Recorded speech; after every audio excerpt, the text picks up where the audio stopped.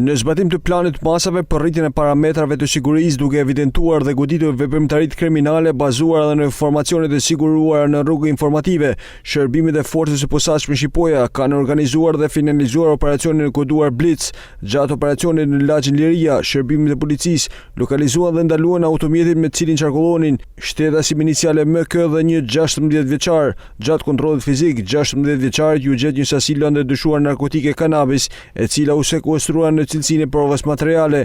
Në vijim të veprimeve gjatë kontrollit në banesën e shtetasit me iniciale MK, u gjet një armë zjarri pistolet me municion luftarak, e cila u sekuestrua në cilësinë e provës materiale. Në përfundim të veprimeve procedurale, specialistët për hetimin e narkotikëve arrestuan në flagrancë 40 vjeçarin banues të fshatin Barbullush për veprën penale mbajtje pa leje dhe prodhim i armëve shpërthyese dhe municionit, ndërkohë referuan materialin në prokurori ku nisi procedimi penal për 16 vjeçarin për veprën penale, prodhim dhe shitja narkotikëve. Materialet procedurale i kaluan prokurorisë për veprime të mëtejshme.